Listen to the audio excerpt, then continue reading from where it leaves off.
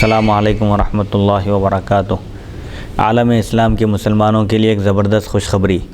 شہر حیدرآباد کی مشہور و معروف دینی اقامتی ہمہ وقتی درسگاہ جامعہ انواریہ کے زیر اہتمام قرآن مجید کی تفسیر کے علاوہ حدیث شریف و فقہ کی مشہور و معروف معتبر و مستند تقریباً 25 کتابوں کی ویڈیو ریکارڈنگ کا سلسلہ شروع ہو چکا ہے۔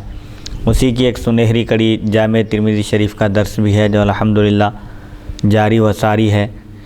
بیات شیخ المشائخ حضرت سید محمد عبد القدیر الحسینی المعروف نورانی پاشا رحمۃ اللہ علیہ، بانی و فاؤنڈر جامعہ انواریہ و باب العلم ایجوکیشنل سوسائٹی حیدرآباد۔ سب سے پہلے حدیث شریف عربی میں پڑھی جائے گی، اس کا ترجمہ کیا جائے گا اور تشریح بیان کی جائے گی۔ احادیث شریفہ کی تشریح کے دوران مسائل پر بھی روشنی ڈالی جائے گی تاکہ احکام شریعت کو سمجھنے میں آسانی ہو اور ہم ان پر آسانی سے عمل کر سکیں۔ اللہ تعالیٰ سے دعا ہے کہ وہ ہم کو سننے اور سنانے سے زیادہ احادیث شریفہ پر عمل کرنے کی توفیق عطا فرمائے، آمین۔ آج کی نشست شروع ہو رہی ہے حدیث نمبر 2325 سے، اور عنوان ہے فتنوں کا بیان، جس کا تسلسل جاری ہے۔ حدیث نمبر 2325، باب ما جاء فی الدجال۔ حدثنا عبداللہ بن معاویۃ الجمحی وحدثنا حماد بن سلمۃ عن خالد الحذا عن عبداللہ بن شقیق عن عبداللہ بن سراقۃ عن ابی عبیدۃ بن الجراح قال سمعت رسول اللہ صلی اللہ علیہ وسلم یقول انہ لم یکن نبی بعد نوح الا قد انذر قومہ الدجال وانی انذرکموہ فوصفہ لنا رسول اللہ صلی اللہ علیہ وسلم فقال لعلہ سیدرکہ بعض من رآنی او سمع کلامی قالوا یا رسول اللہ فکیف قلوبنا یومئذ فقال مثلها یعنی اليوم او خیر وفی الباب عن عبداللہ بن بسر وعبداللہ بن مغفل وابی ہریرۃ هذا حدیث حسن غریب من حدیث ابی عبیدۃ بن الجراح لا نعرفه الا من حدیث خالد الحذا وابو عبیدۃ بن الجراح اسمہ عامر بن عبداللہ بن الجراح۔ یہ بیان ہے اس حکم کا جو دجال کے بارے میں آیا ہے۔ قیامت کی من جملہ نشانیوں میں کہ ایک نشانی دجال کا ظاہر ہونا ہے، نکلنا ہے۔ حضرت ابو عبیدہ بن جراح رضی اللہ عنہ سے روایت ہے، فرماتے ہیں میں نے حضور اکرم صلی اللہ علیہ وسلم سے سنا، آپ نے ارشاد فرمایا نوح علیہ السلام کے بعد کوئی نبی ایسے نہیں آئے جنہوں نے اپنی قوم کو دجال سے نہ ڈرایا ہو، میں بھی تمہیں اس سے ڈراتا ہوں۔ پھر آپ صلی اللہ علیہ وسلم نے اس کی حالت بیان کرتے ہوئے ارشاد فرمایا یقین ہے کہ اسے میرے دیکھنے والوں اور میرا کلام سننے والوں میں سے بعض لوگ دیکھ لیں گے۔ صحابہ کرام رضی اللہ عنہم نے عرض کیا یا رسول اللہ صلی اللہ علیہ وسلم اس وقت ہمارے دل کیسے ہوں گے؟ آپ صلی اللہ علیہ وسلم نے فرمایا اس کی مثل یعنی آج کی طرح یا اس سے بھی بہتر۔ اس باب میں حضرت عبداللہ بن بسر، عبداللہ بن مغفل اور ابو ہریرہ رضی اللہ عنہم کی یہ روایت حضرت ابو ہریرہ رضی اللہ عنہ کی روایت سے حسن غریب ہے، ہم اس کو خالد حذا کی حدیث سے جانتے ہیں۔ ابو عبیدہ بن جراح کا نام عامر بن عبداللہ بن جراح ہے۔ اس حدیث شریف میں حضور اکرم صلی اللہ علیہ وسلم نے بات بیان کی کہ حضرت نوح علیہ السلام کے بعد سے جتنے بھی انبیاء تشریف لائے سب نے دجال کے فتنے سے اپنی قوم کو آگاہ کیا، اپنی قوم کو ڈرایا اور اس سے چوکنا رہنے کی تعلیم دی، اور حضور اکرم صلی اللہ علیہ وسلم ارشاد فرماتے ہیں کہ میں بھی تمہیں اس سے ڈراتا ہوں۔ اور بعض احادیث شریفہ میں آیا ہے کہ حضور اکرم صلی اللہ علیہ وسلم نے ارشاد فرمایا کہ نوح علیہ السلام کے بعد سے آپ تک ہر ایک نبی نے اپنی امت کو، اپنی قوم کو دجال کے فتنے سے آگاہ کیا، لیکن حضور فرماتے ہیں کہ میں تمہیں دجال کا ایک ایسا وصف، اس کی ایک ایسی صفت بتاتا ہوں جو اب تک کسی نبی نے نہیں بتائی، سنو وہ کانا ہوگا، دجال ایک آنکھ والا ہوگا، کانا ہوگا۔ اس کے بعد حضور اکرم صلی اللہ علیہ وسلم ارشاد فرماتے ہیں کہ مجھے یقین ہے کہ مجھے دیکھنے والے بعض لوگ یا میرا کلام سننے والے، یعنی اب قیامت تک کے لیے ہے سمجھے، حضور پاک علیہ الصلوۃ والسلام کے جو ارشادات مبارکہ ہیں، آپ کی تعلیمات ہیں جو سن رہے ہیں، وہ دجال کو دیکھیں گے۔ تو صحابہ پوچھے کہ اس دن ہماری کیا کیفیت ہوگی؟ جو بھی دجال کے زمانے کو پائیں گے اس وقت ان کا کیا حال ہوگا؟ تو جو ایمان پر ثابت رہنا ہے، جن کے مقدر میں اللہ جن کو ایمان پر ثابت قدم رکھنا چاہتا ہے وہ ثابت قدم رہیں گے، اور جو اس کے بہکاوے میں آنے والے ہیں وہ بہکاوے میں آ جائیں گے۔ بہرحال اس حدیث شریف میں دجال کا ذکر ہے جو قیامت کی بڑی بڑی نشانیوں میں سے ایک نشانی ہے، پوری دنیا کی سیر کرے گا، لیکن مکہ مکرمہ میں اور مدینہ منورہ میں وہ داخل نہیں ہو سکے گا۔ لیکن مول صاحب، مفتی صاحب، جی اس میں سوال میں آپ سے یہ معلوم کرنا چاہتا ہوں دجال سے متعلق کہ دجال حبیب مکرم صلی اللہ علیہ وسلم آپ تشریف لانے کے بعد جو ہے وہ دجال آئے گا۔ جی، قیامت کی سب سے بڑی علامت ہے، سب سے بڑی نشانی ہے، بڑی نشانیوں میں سے ایک بڑی نشانی نشانیوں میں سے ایک نشانی ہے، اور وہ بھی حبیب مکرم صلی اللہ علیہ وسلم جب نبی بنا کر مبعوث کیے جائیں گے، جب دنیا میں تشریف لائیں گے، جب آپ کی میلاد پاک ہوگی، تو آپ کی ولادت با سعادت کے بعد ہی جو ہے وہ دجال ظاہر ہوگا۔ مطلب آپ کے آنے کے بعد، اس سے پہلے دجال تو ظاہر ہونے والا نہیں ہے۔ تو پھر یہ تمام انبیاء، نبی، رسول اپنی قوم کو، اپنی امت کو دجال کے فتنے سے آگاہ کرتے رہیں، ڈراتے رہیں، اس میں حکمت کیا ہوگی؟ جبکہ یہ بات طے ہے کہ حبیب مکرم صلی اللہ علیہ وسلم آنے کے بعد ہی دجال آئے گا، کیونکہ دجال سب سے بڑی نشانی ہے، قیامت کی علامت ہے۔ جی، اس کے بعد توبہ کا دروازہ بند ہو جائے گا، جی کسی کی توبہ قبول نہیں ہوگی۔ جی، دجال ظاہر نہیں، دجال ظاہر ہونے کے بعد نہیں ہے، وہ سورج مغرب سے طلوع ہونے کے بعد ہے۔ اچھا، دجال قیامت کی نشانیوں میں سے ایک نشانی ہے۔ بڑی بڑی جو نشانیاں ہیں، دابۃ الارض کا نکلنا ہے، جو مومن کے ایمان کی گواہی دے گا، یعنی مہر ثبت کر دے گا اس کے پیشانی پر۔ کافر ہے تو کافر لکھ دے گا، مومن ہے تو مومن لکھ دے گا۔ دابۃ الارض ایک قرآن میں اس کا ذکر بھی ہے، دابۃ الارض ہے، اور دجال کا نکلنا ہے۔ اور پھر سورج جب مغرب سے طلوع ہوگا، ہمیشہ مشرق سے نکلتا ہے، طلوع ہوتا ہے، لیکن قیامت کے دن جب مغرب سے طلوع ہوگا تو اس وقت کوئی ایمان لائے گا تو اس کا ایمان قابل قبول نہیں ہے، توبہ کا دروازہ بند ہو جائے گا۔ تو دجال کے فتنے سے انبیاء کرام علیہم الصلاۃ والسلام نے اپنی امت کو اس لیے آگاہ کیا، اس لیے ڈرایا کہ اگر مستقبل میں کوئی خطرہ پیش آنے والا ہے تو عام طور پر ظاہر بات ہے کہ ایک واقعہ ابھی پیش نہیں آیا لیکن امکان ہے اس کے پیش آنے کا، تو اسے ڈرایا جاتا ہے، آگاہ کیا جاتا ہے، تاکہ انسان چوکنا رہے، مومن اپنے ایمان کی حفاظت کرے، اپنے عقیدے کی حفاظت کرے اور اس کے بہکاوے میں آنے نہ پائے۔ یہ طریقہ ہے۔ قرآن مجید میں بھی اللہ تعالیٰ نے واضح نصیحت میں جگہ جگہ بیان فرمایا کہ بھئی ایسا کرو گے تو اس کا یہ انجام ہوگا، تو کرنے کا حکم نہیں، وہاں پر رکنے کا حکم ہے، اور اس کے عواقب، اس کے نتائج سے آگاہ کیا جا رہا ہے۔ تو دجال کا آنا قیامت کی نشانیوں میں سے ایک نشانی ہے، اور یہ بات بھی طے ہے کہ حضور پاک علیہ الصلوۃ والسلام کی ولادت باسعادت سے پہلے وہ ہرگز نہیں آ سکتا۔ پھر انبیاء کے ڈرانے کا مطلب کیا ہے؟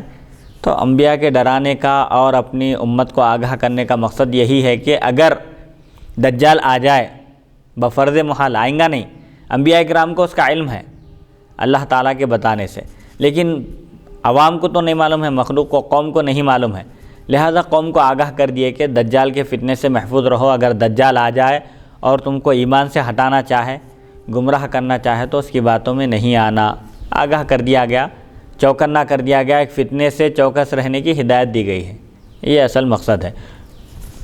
اور ابو عبیدہ بن جراح رضی اللہ عنہ یہ عشرہ مبشرہ میں سے ہیں۔ حضور اکرم صلی اللہ علیہ وسلم نے ان کے بارے میں فرمایا کہ ہر ایک امت کے ایک امین ہوتے ہیں، اور میری امت کے امین ابو عبیدہ بن جراح ہیں رضی اللہ عنہ۔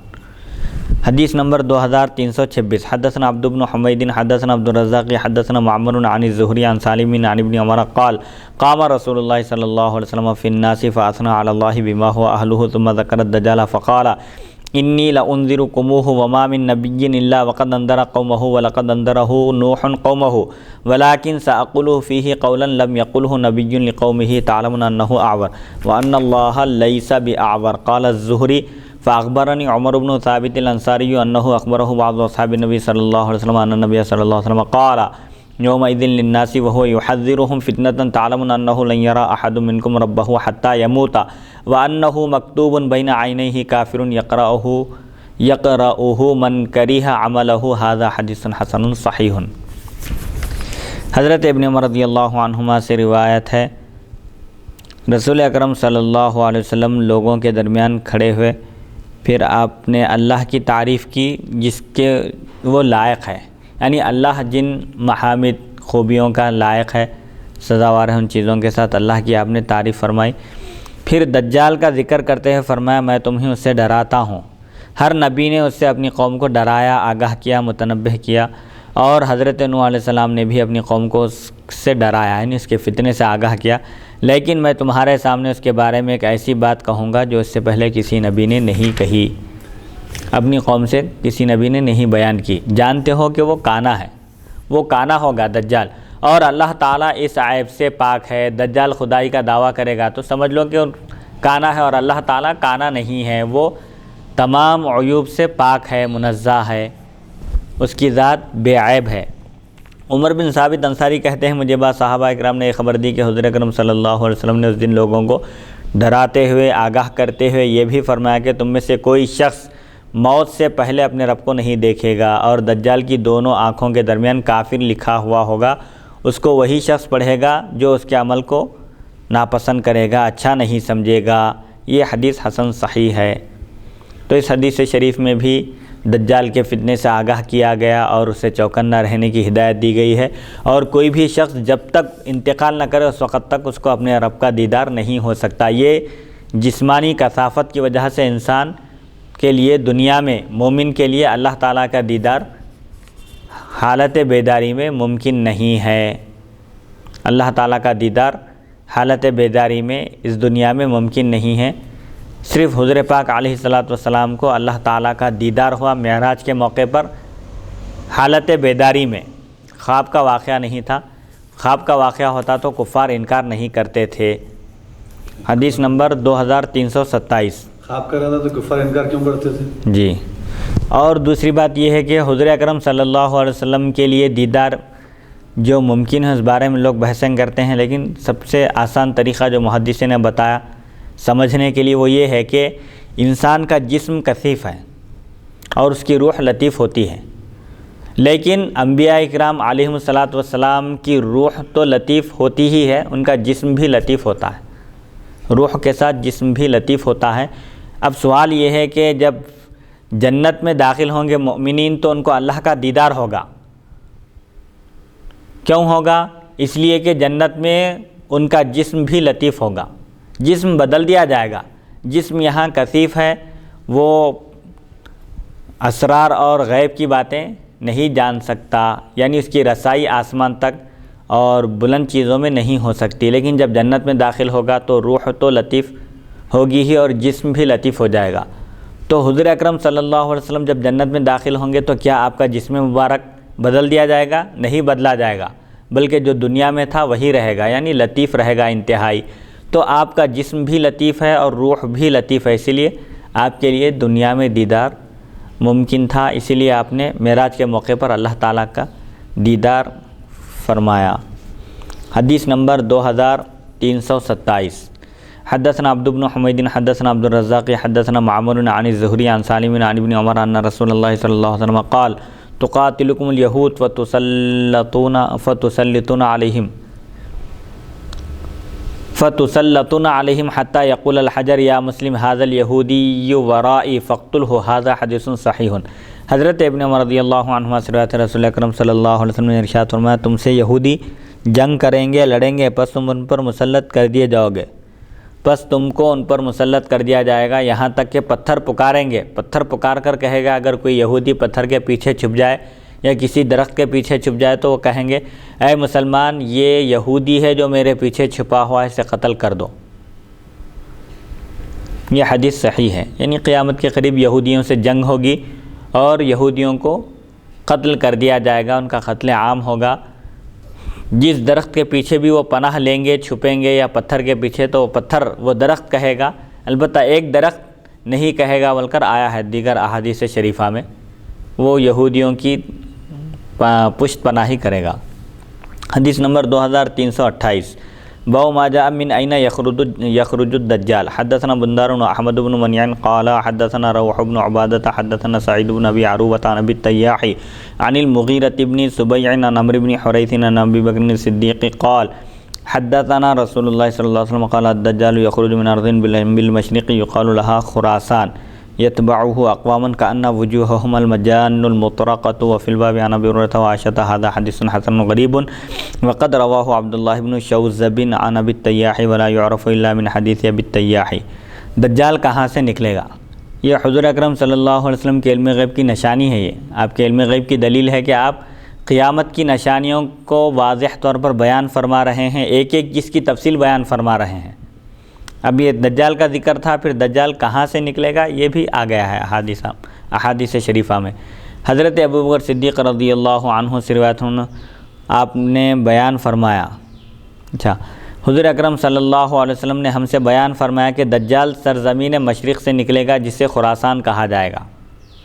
اس کے پیچھے ایسی قومیں ہوں گی جن کے چہرے تہ بتہ ڈھال کی طرح ہوں گے۔ اس باب میں حضرت ابو ہریرہ اور حضرت عائشہ رضی اللہ عنہما سے بھی روایت منقول ہیں۔ یہ حدیث حسن غریب ہے۔ اس کو عبداللہ بن شوذب نے بھی ابو الطیاح سے روایت کیا اور یہ ابو الطیاح کی حدیث ہی سے پہچانی جاتی ہے۔ دجال خراسان سے نکلے گا، ایک ایسی سرزمین سے مشرق میں جس کو خراسان کہتے ہیں، وہاں سے نکلے گا اور اس کی پیروی کرنے والی، اتباع کرنے والی ایک ایسی قوم ہوگی جن کے چہرے تہ بتہ ایک کے اوپر ایک ڈھال کی طرح ہوں گے۔ حدیث نمبر 2329، باب ما جاء فی علامات خروج الدجال۔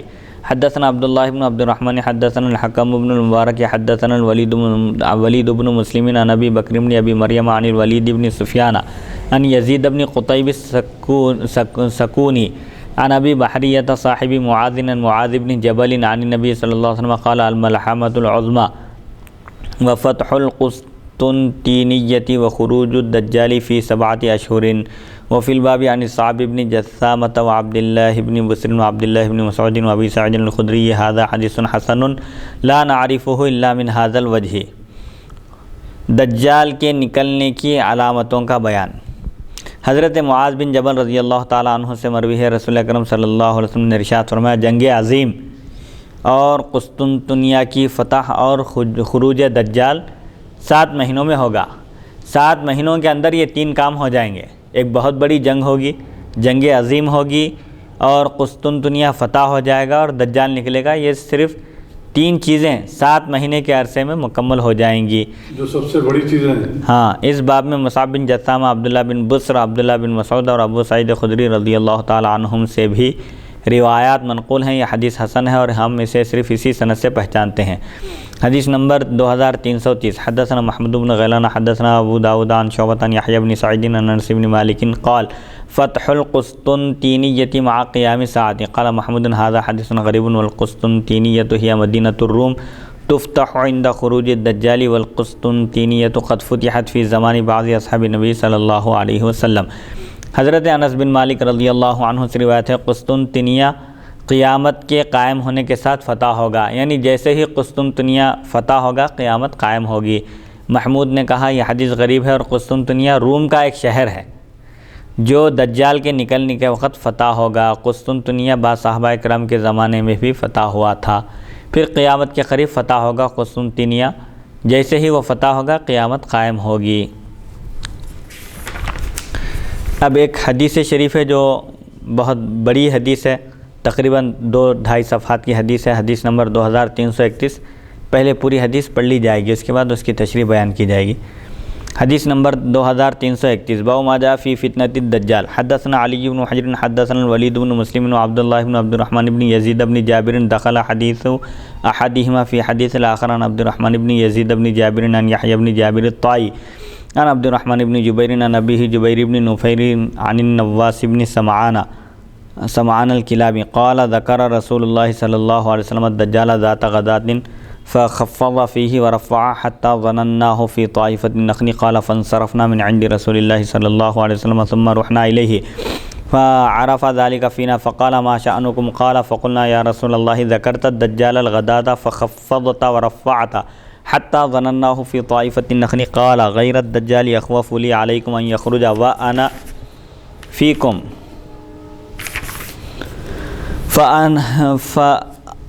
فأحتجبه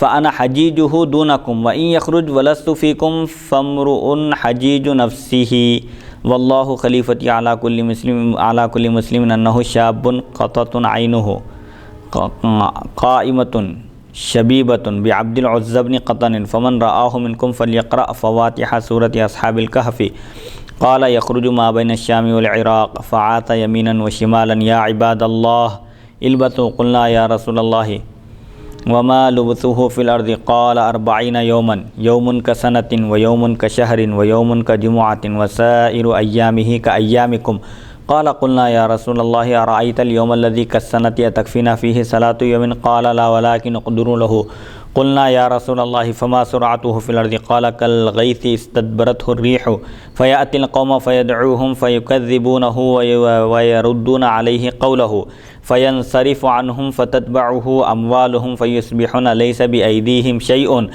ثم يأتي القوم فيدعوهم فيستجيبون له ويصدقونه فيأمر السماء أن تمطر فتمطر ويأمر الأرض أن تنبت فتنبت فتروح عليهم سارحتهم كأطول ما كانت ذرا وأمده خواصر وأدره ضروعا ثم يأتي الخربة فيقول لها أخرجي كنوزك فينصرف منها فيتبعه كيعاصيب النحل ثم يدعو رجلا شابا ممتليا شبابا فيضربه بالسيف فيقطعه جزلتين ثم يدعوه فيقبل يتهلل وجهه يضحك فبينما هو كذلك إذ هبط عيسى بن مريم بشرقي دمشق عند المنارة البيضاء بين مهروادتين واضعا يده على أجنحة ملكين إذا طأطأ رأسه قطر وإذا رفعه تحدر منه جمان كاللؤلؤ قال ولا يجد ريح نفسه يعني أحد إلا مات وريح نفسه منتهى بصره قال فيطلبه حتى يدركه بباب لد فيقتله قال فيلبث كذلك ما شاء الله قال ثم يوحي الله إليه أن حرز عبادي إلى الطور فإني قد أنزلت عبادا لي لا يدان لأحد بقتالهم قال ويبعث الله يأجوج ومأجوج وهم كما قال الله وهم من كل حدب ينسلون قال ويمر أولهم ببحيرة الطبرية فيشرب ما فيها ثم يمر بهما آخرهم فيقولون لقد كان بهذه مرة ماء ثم يسيرون حتى ينتهوا إلى جبل بيت المقدس فيقولون لقد قتلنا من في الأرض فهلم فلنقتل من في السماء فيرمون بنشابهم إلى السماء فيرد الله عليهم نشابهم محمرا دما ويحاصر عيسى بن مريم وأصحابه حتى يكون رأس الطور يومئذ خيرا لهم من 100 دينار لأحدكم اليوم قال فيرغب عيسى بن مريم إلى الله وأصحابه قال فيرسل الله عليهم النغف في رقابهم فيصبحون فرسا موتى كموت نفس واحدة قال ويهبط عيسى وأصحابه فلا يجد موضع شبر إلا وقد ملأته زحمتهم ونتنهم ودماؤهم قال فيرغب عيسى إلى الله وأصحابه قال فيرسل الله عليهم طيرا كأعناق البخت فتحملهم فتطرحهم بالقهبل ويستوقد المسلمون من قسيهم ونشابهم وجيعابهم 7 سنين ويرسل الله عليهم مطرا لا يكن منه بيت وبر ولا مدر قال فيغسل الأرض فيتركها كالزلفة قال ثم يقال للأرض أخرجي ثمرتك وردي بركتك فيومئذ تأكل العصابة الرمانة ويستظلون بقحفها ويبارك في الرسل حتى أن الفئام من الناس لا يكتفون باللقحة من الإبل وأن القبيلة لا يكتفون باللقحة من البقر وأن الفخذ لا يكتفون باللقحة من الغنم فبينما هم كذلك إذ بعث الله ريحا فقبضت روح كل مؤمن ويبقى سائر الناس يتهارجون كما يتهارج الحمر فعليهم تقوم الساعة هذا حديث غريب حسن صحيح لا نعرفه إلا من حديث عبد الرحمن بن یزید بن جابر۔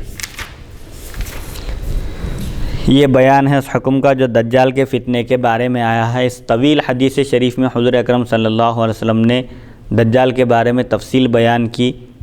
نواس بن سمعان کلابی رضی اللہ عنہ سے روایت ہے، ایک صبح حضور اکرم صلی اللہ علیہ وسلم نے دجال کا ذکر فرمایا، اس کا ہلکا پن اور امور غیر عادیہ کے اظہار کی وجہ سے، یعنی اس سے ایسے کام سرزد ہوں گے دجال سے جو عام طور پر کسی عام آدمی کے بس کی بات نہیں ہوگی۔ عام طور پر ایسے واقعات صادر نہیں ہوتے، پیش نہیں آتے۔ اس کی وجہ سے حضور اکرم صلی اللہ علیہ وسلم نے کبھی آواز کو پست کیا اور کبھی بلند فرمایا، یہاں تک کہ ہم نے گمان کیا کہ وہ کھجور کے جھنڈ کے پاس ہے۔ یعنی حضور اکرم صلی اللہ علیہ وسلم کے بیان کرنے کے اندازے سے انداز سے ہم نے یہ اندازہ کیا، یہ سمجھا کہ وہ یہیں کہیں قریب میں موجود ہے۔ اس کے بعد ہم حضور اکرم صلی اللہ علیہ وسلم کی بارگاہ سے واپس لوٹے اور پھر دوبارہ حاضر ہوئے تو آپ صلی اللہ علیہ وسلم نے ہمارے چہروں سے خوف کا اثر جان کر فرمایا، آپ نے ہمارے چہروں کی کتاب کو پڑھ لیا اور فرمایا تمہیں کیا ہوا؟ راوی فرماتے ہیں ہم نے عرض کیا یا رسول اللہ صلی اللہ علیہ وسلم، آپ نے آج صبح دجال کا ذکر فرمایا، اس کی پستی و بلندی دونوں کا ذکر کیا، یعنی بیان کرتے وقت آپ کے انداز سے ایسا معلوم ہو رہا تھا کہ وہ یہیں کہیں کھجور کے جھاڑوں میں جھنڈ میں چھپا ہوا ہے۔ تو حضور اکرم صلی اللہ علیہ وسلم نے فرمایا دجال کے علاوہ مجھے تم پر ایک اور بات کا ڈر ہے، دجال سے زیادہ خوفناک جو بات ہے وہ اس کا مجھے تم پر اندیشہ ہے، ڈر ہے۔ اگر دجال میری موجودگی میں ظاہر ہوا تو میں تم سے پہلے اس پر دلیل قائم کروں گا، یعنی میرے ہوتے ہوئے اگر دجال نکل جائے، خروج ہو جائے، اس کا ظاہر ہو جائے تو تم کو فکر کرنے کی ضرورت نہیں ہے، میں اتمام حجت کروں گا، میں اس کو ساکت کر دوں گا، خاموش کر دوں گا۔ رب ہونے کا دعویٰ کرے گا تو میں اس کی دلیلوں کو سب باطل کر دوں گا اور اللہ کی وحدانیت کے دلائل قائم کروں گا۔ میری موجودگی میں آ جائے تو تم کو ڈرنے کی ضرورت نہیں ہے، میں تمہاری طرف سے مقابلہ کروں گا، اس سے مناظرہ میں کروں گا فرمایا۔ اور اگر میرے وصال با کمال کے بعد ظاہر ہو تو ایک شخص اس پر حجت پیش کر کے اسے شکست دے گا، یعنی حجت پیش کر کے شکست دینا ہے۔ حضور پاک علیہ الصلوۃ والسلام فرماتے ہیں کہ میری موجودگی میں اگر ظاہر ہو جائے تو ڈرنے کی ضرورت نہیں ہے، میں حجت پیش کر کے، دلیل پیش کر کے اس کو شکست دے دوں گا، ناکام کر دوں گا۔ اور اللہ تعالیٰ میری طرف سے ہر مسلمان کا محافظ ہے۔ دجال کے بارے میں اب بیان فرماتے ہیں کہ دجال کیسا ہوگا؟ جوان ہوگا، گھنگریالے بالوں اور کھڑی آنکھوں والا ہوگا، عبد عزیٰ بن قطن کا ہم شکل ہوگا۔ ایک شخص تھا عرب میں، آپ نے سمجھانے کے لیے صحابہ سے فرمایا کہ عبد عزیٰ بن قطن کا ہم شکل ہوگا، اس کی جیسی اس کی شباہت ہوگی، تم میں سے جو شخص اسے دیکھے سورہ کہف کی ابتدائی آیات پڑھے۔ دجال کے فتنے سے محفوظ رہنے کے لیے سورہ کہف کی ابتدائی آیتیں پڑھنے کا ذکر احادیث شریفہ میں آیا ہے، لہذا دجال کے فتنے سے محفوظ رہنے کے لیے سورہ کہف کی ابتدائی آیتوں کا ورد کرنا چاہیے، اس کو اپنانا چاہیے۔ پھر آپ صلی اللہ علیہ وسلم نے ارشاد فرمایا شام اور عراق کے درمیان سے نکلے گا۔ دجال کیسا ہوگا؟ اس کی صفت بیان کر دی گئی، انتہائی جوان ہوگا، گھنگریالے بال ہوں گے، اس کی کھڑی آنکھیں ہوں گی اور ایک آنکھ ہوگی، آور ہوگا، کانا ہوگا وہ، اور کہاں سے نکلے گا؟ شام اور عراق کے درمیان سے نکلے گا اور دائیں بائیں فساد پھیلائے گا، یعنی مشرق و مغرب میں وہ فساد پھیلاتے ہوئے پھرے گا۔ اے اللہ کے بندو ثابت قدم رہو۔ حضور اکرم صلی اللہ علیہ وسلم صحابہ اکرام کو اور تمام قیامت تک آنے والے مسلمانوں کو تلقین کرتے ہوئے فرماتے ہیں، خاص طور پر دجال کے دور میں جو لوگ رہیں گے ان کو ثابت قدم رہنا چاہیے، ثابت قدم رہو، دین اسلام پر مضبوطی سے جمے رہو۔ ہم نے عرض کیا یا رسول اللہ صلی اللہ علیہ وسلم وہ زمین میں کتنی مدت ٹھہرے گا، اس کا قیام کتنا ہوگا زمین پر؟ تو حضور اکرم صلی اللہ علیہ وسلم نے فرمایا 40 دن۔ دجال کا قیام زمین پر، روئے زمین پر 40 دن رہے گا، لیکن ایک دن ان 40 دنوں میں سے ایک دن 1 سال کے برابر ہوگا، اور ایک دن 1 مہینے کے برابر، اور ایک دن 1 ہفتے کے برابر، اور بقیہ دن تمہارے عام دنوں کے برابر ہوں گے۔ تو دجال کے 40 دن میں سے ایک دن 1 سال کے برابر ہوگا، اور ایک دن 1 مہینے کے برابر، اور ایک دن 1 ہفتے کے برابر۔ اس کے بعد بقیہ جو 37 دن ہے وہ عام دنوں کی طرح ہوں گے۔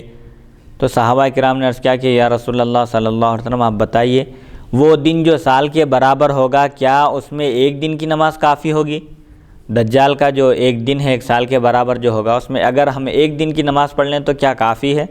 تو آپ صلی اللہ علیہ وسلم نے ارشاد فرمایا نہیں، بلکہ اوقات کا اندازہ لگا لینا، وقت کا اندازہ لگا کر جیسا جیسا وقت گزرتا جائے اور جس نماز کا وقت آتا جائے وہ نماز پڑھ لینا چاہیے۔ ہم نے عرض کیا یا رسول اللہ صلی اللہ علیہ وسلم زمین میں اس کی تیز رفتاری کس قدر ہوگی؟ 40 دن قیام رہے گا، اب اس کی سرعت، اس کی اسپیڈ، رفتار کیسی ہوگی؟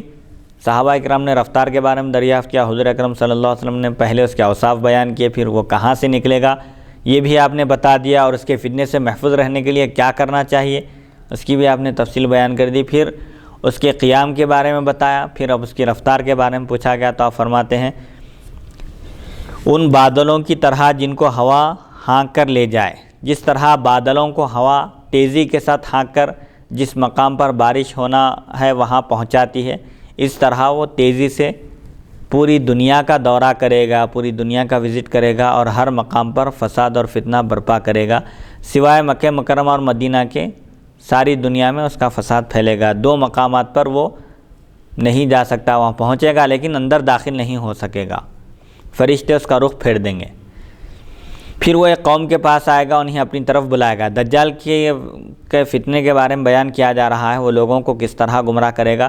ایک قوم کے پاس آئے گا، ایک جماعت کے پاس آئے گا، انہیں اپنی طرف بلائے گا لیکن وہ اسے جھٹلائیں گے اور اس کی بات کو رد کر دیں گے، تو وہ اس وقت ان کے پاس سے واپس لوٹ جائے گا تو ان کے اموال اس کے پیچھے چل پڑیں گے اور وہ خالی ہاتھ رہ جائیں گے۔ یعنی جو لوگ اس کی تصدیق نہیں کریں گے، اس کی بات نہیں مانیں گے اور وہ جو دعویٰ کرے گا خدائی کا اس کو تسلیم نہیں کریں گے، رد کر دیں گے، تو وہ واپس ہوگا اور ان کے پورے اموال اس کے ساتھ چلے جائیں گے اور یہ لوگ خالی ہاتھ رہ جائیں گے، یعنی ان کو نقصان پہنچائے گا تاکہ وہ ایمان سے ہٹ جائیں۔ پھر وہ ایک قوم کے پاس آئے گا، انہیں دعوت دے گا، وہ لوگ قبول کر لیں گے اور اس کی تصدیق کریں گے، تب وہ آسمان کو بارش برسانے کا حکم دے گا تو وہ بارش برسائے گا۔ یعنی اور ایک جماعت کے پاس آئے گا اور انہیں گمراہ کرنے کی کوشش کرے گا تو وہ لوگ گمراہ ہو جائیں گے، اس کی بات مان لیں گے اور جو وہ دعوت پیش کرے گا اس کو قبول کر لیں گے۔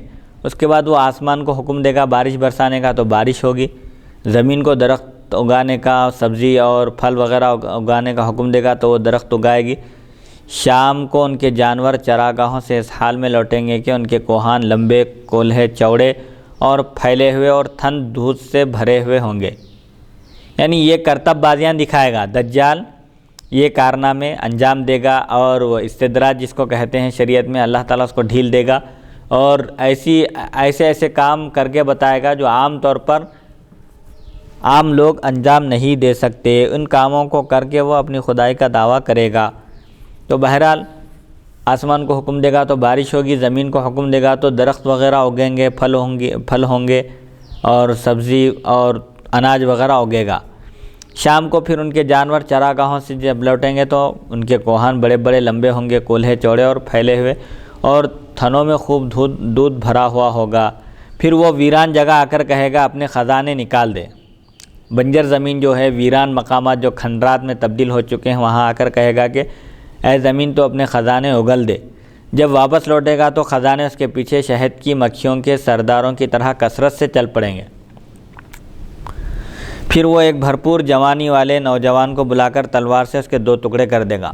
یعنی دجال لوگوں کو ایمان سے ہٹانے کے لیے، لوگ جو ایمان پر ثابت قدم ہیں، جمے ہوئے ہیں، مضبوطی سے ٹکے ہوئے ہیں، ان کے ایمان کو متزلزل کرنے کے لیے یہ کرتب بازیاں دکھائے گا کہ ایک انتہائی نوجوان کو بلا کر تلوار سے 2 ٹکڑے کر دے گا، پھر اسے پکارے گا تو زندہ ہو کر ہنستا ہوا اس کو جواب دے گا۔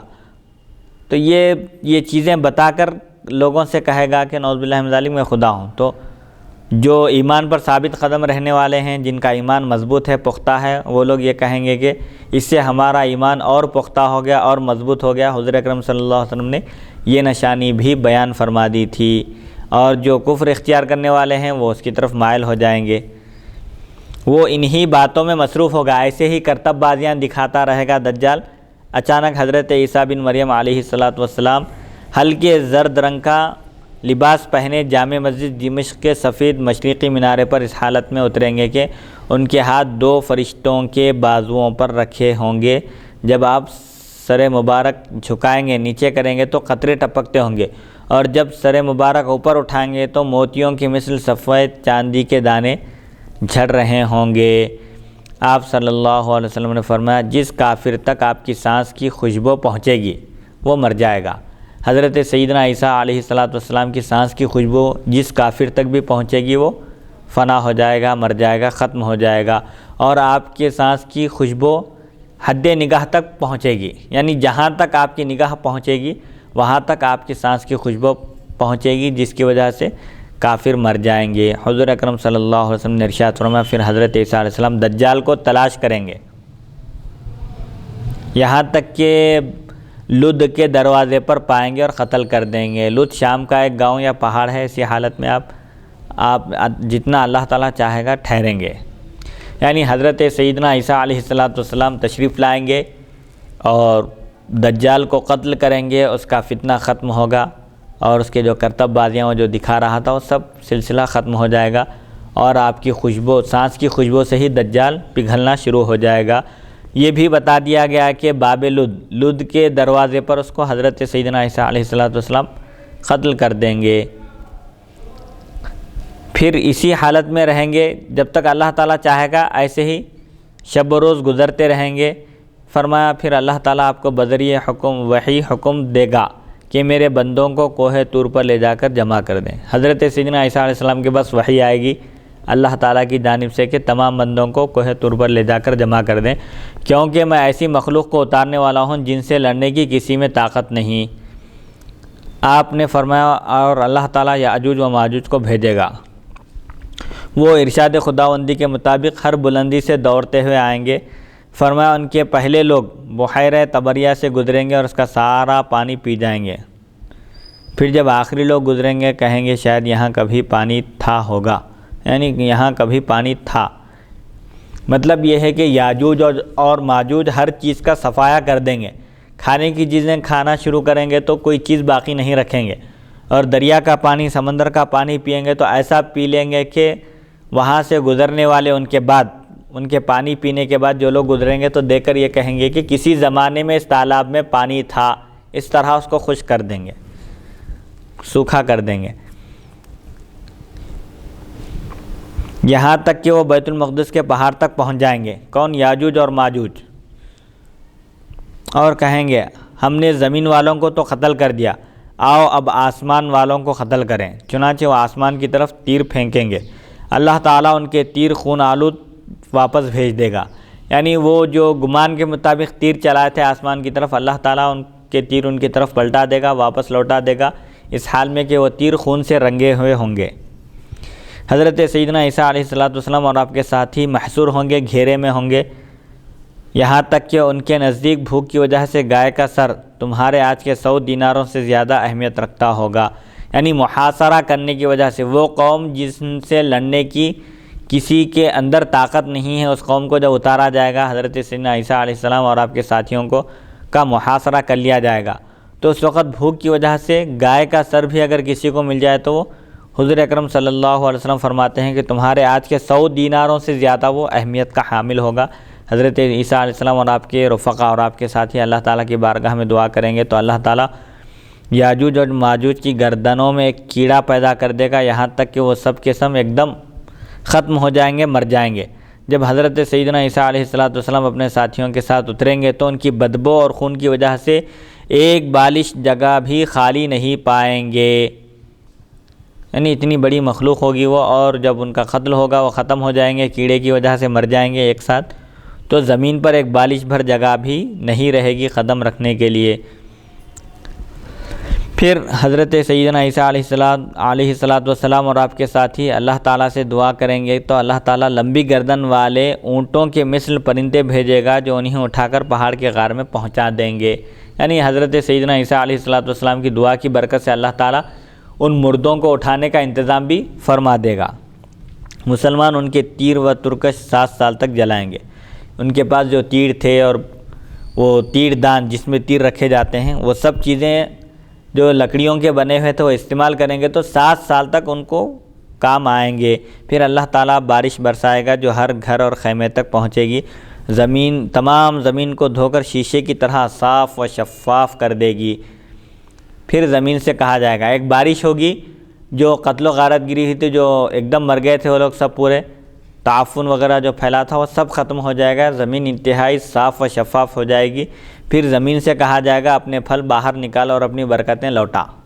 چنانچہ اس دن ایک جماعت ایک انار کھائے گی اور اس کے چھلکے کے سائے میں بیٹھے گی۔ مطلب یہ ہے کہ جب اس وقت زمین اپنے پھل دے گی تو ایسے بڑے بڑے پھل ہوں گے کہ ایک انار کھانے کے بعد اس کے چھلکے کے سائے میں بیٹھیں گے لوگ، اتنا بڑا انار ہوگا، ایک خیمے کا کام دے گا۔ جو دودھ میں برکت دی جائے گی، یہاں تک کہ ایک اونٹنی کا دودھ جماعت بھر کو کفایت کر جائے گا۔ مطلب یہ ہے کہ ایک اونٹنی کے دودھ میں ایک بڑی جماعت پی کر سیراب ہو جائے گی، یہاں تک کہ ایک اونٹنی کا دودھ جماعت بھر کو کافی ہو جائے گا، ایک قبیلہ ایک گائے کے دودھ سے سیر ہو جائے گا۔ اور ایک بکری کا دودھ ایک چھوٹے قبیلے کے لیے کافی ہو جائے گا۔ مطلب یہ ہے کہ برکت اتنی کثیر ہو جائے گی اور اتنی عام ہو جائے گی کہ ایک گائے، ایک بکری، ایک اونٹنی کا دودھ اچھے اچھے قبیلوں کے لیے کافی ہو جائے گا۔ لوگ اسی حالت میں ہوں گے کہ اللہ تعالیٰ ایک ہوا بھیجے گا جو ہر مومن کی روح کو قبض کر لے گی۔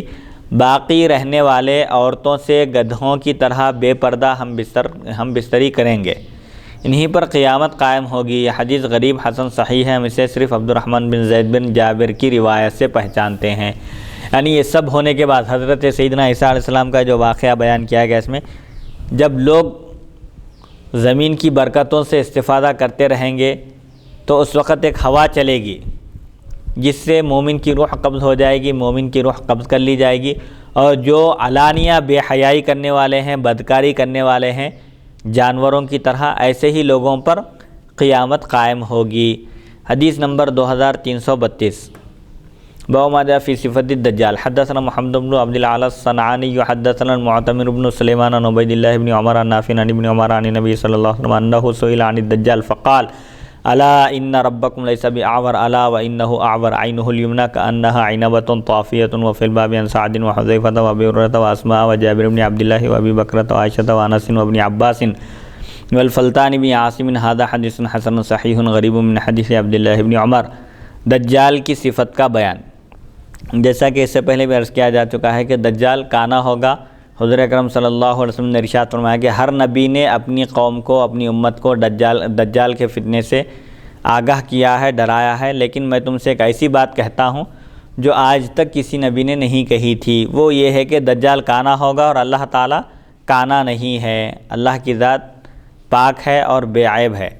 حضرت ابن عمر رضی اللہ عنہما سے روایت ہے، نبی پاک صلی اللہ علیہ وسلم سے دجال کے بارے میں پوچھا گیا تو آپ صلی اللہ علیہ وسلم نے ارشاد فرمایا آگاہ ہو جاؤ، تمہارا رب کانا ہونے کے عیب سے پاک ہے، اور سن لو دجال کانا ہوگا، اس کی دائیں آنکھ پانی میں تیرتے ہوئے انگور کی طرح ہوگی۔ اس باب میں حضرت سعد، حذیفہ، ابو ہریرہ، اسماء، جابر بن عبداللہ، ابو بکر، عائشہ، انس بن عباس اور فلتان بن عاصم رضی اللہ عنہم سے بھی روایات مذکور ہیں۔ یہ حدیث عبداللہ بن عمر رضی اللہ تعالی عنہما کی روایت سے حسن صحیح غریب ہے۔ حدیث نمبر 2333، باب ما جاء فی ان الدجال لا يدخل المدینۃ۔ حدثنا عبدۃ بن عبد اللہ الخزاعی حدثنا یزید بن ہارون حدثنا شعبۃ عن قتادہ عن انس قال قال رسول اللہ صلی اللہ علیہ وسلم یأتی الدجال المدینۃ فیجد الملائکۃ یحرسونها فلا يدخلها الطاعون ولا الدجال ان شاء اللہ۔ وفی الباب عن ابی ہریرہ وفاطمۃ بنت قیس ومحجن واسامۃ بن زید وسمرۃ بن جندب۔ ھذا حدیث صحیح۔ دجال مدینہ طیبہ میں داخل نہیں ہو سکے گا۔ مدینہ کے فضائل میں سے ایک فضیلت یہ بھی ہے کہ دجال مدینہ کی سرزمین پر داخل نہیں ہو سکے گا۔ حضرت انس رضی اللہ تعالیٰ عنہ سے روایت ہے، رسول اکرم صلی اللہ علیہ وسلم نے ارشاد فرمایا دجال مدینہ طیبہ کے پاس آئے گا اور پس فرشتوں کو اس کی حفاظت کرتے ہوئے پائے گا، پس نہ تو طاعون مدینہ طیبہ میں آ سکتا ہے اور نہ ہی دجال انشاءاللہ۔ اس باب میں حضرت ابو ہریرہ، فاطمہ بنت قیس، محجن، اسامہ بن زید اور سمرہ بن جندب رضی اللہ عنہم سے بھی روایت منقول ہیں۔ یہ حدیث صحیح ہے۔ یہ مدینہ طیبہ کی فضیلت ہے کہ طاعون بھی وہاں داخل نہیں ہو سکتا اور دجال بھی وہاں داخل نہیں ہو سکتا۔ مدینہ منورہ کے لوگ دجال کے فتنے سے محفوظ رہیں گے حضور اکرم صلی اللہ علیہ وسلم کی برکت سے۔ حدیث نمبر 2334، حدثنا قتیبۃ حدثنا عبد العزیز بن محمد عن العلاء بن عبد الرحمن عن ابیہ عن ابی ہریرہ ان رسول اللہ صلی اللہ علیہ وسلم قال الایمان یمان والکفر من قبل المشرق والسکینۃ لأہل الغنم والفخر والریاء فی الفدادین اہل الخیل واہل الوبر۔ یأتی المسیح اذا جاء دبر احد صرفت الملائکۃ وجہہ قبل الشام وہنالک یہلک۔ ھذا حدیث صحیح۔ حضرت ابو ہریرہ رضی اللہ تعالیٰ عنہ سے روایت ہے، رسول اکرم صلی اللہ علیہ وسلم نے ارشاد فرمایا ایمان یمنی ہے، یعنی ایمان یمن میں رہے گا، یمنی لوگ ایمان پر ثابت قدم رہیں گے، اور کفر مشرقی ہے، یعنی کفر مشرق سے ظاہر ہوگا۔ بکریوں والوں کے لیے سکون اور اطمینان ہے، جو لوگ بکریوں کی نگہداشت میں، بکریوں کو چرانے میں رہتے ہیں، جنگل میں وہ فتنے سے محفوظ رہتے ہیں، دور رہتے ہیں، ان کو سکون بھی حاصل ہے اور اطمینان بھی۔ فخر اور ریا ان لوگوں میں ہے جو کھیتوں میں زور زور سے چلاتے اور گھوڑے رکھتے ہیں، چلاتے ہیں اور گھوڑے رکھتے ہیں۔ اچھا، فخر اور ریاکاری دکھاوا ان لوگوں میں ہوگا جو کھیتوں میں زور زور سے چلاتے ہیں اور گھوڑے رکھتے ہیں اور خیموں میں رہتے ہیں۔ دجال مسیح آئے گا اور جب وہ احد پہاڑ کے پیچھے آئے گا تو فرشتے اس کا منہ شام کی طرف پھیر دیں گے اور وہ وہاں ہی ہلاک ہوگا۔ یہ حدیث صحیح ہے، یعنی اس حدیث شریف میں بتایا جا رہا ہے، یمن والوں کی فضیلت بیان کی جا رہی ہے کہ ایمان یمنی ہے، یمن میں رہے گا ایمان، یمن والے ایمان پر ثابت قدم رہیں گے اور مشرق سے کفر ظاہر ہوگا۔ بکریوں کی نگہداشت کرنے والے چرواہے جو اپنی بکریوں کو جنگل میں لے جا کر یا آبادی سے دور چرانے میں مصروف ہیں اور اللہ کی عبادت کر رہے ہیں، تو ایسے لوگوں کو سکون بھی حاصل ہے اور اطمینان بھی حاصل ہے کہ وہ فتنوں سے بہت دور ہیں۔ اور جن لوگوں کے پاس کھیتی باڑی، جن کے پاس کھیت ہیں، گھوڑے ہیں، خیمے ہیں، یعنی دنیاوی جاہ و جلال ہے، دولت ہے، ایسے لوگوں کے اندر فخر بھی آ جاتا ہے اور ریاکاری بھی آ جاتی ہے۔ اور دجال مکہ مکرمہ میں داخل ہونے کی کوشش کرے گا احد پہاڑ کے پیچھے سے آنے کی، لیکن فرشتے اس کا منہ شام کی طرف پھیر دیں گے اور ملک شام ہی میں اس کی ہلاکت ہوگی۔ حدیث نمبر 2335، باب ما جاء فی قتل عیسی بن مریم الدجال۔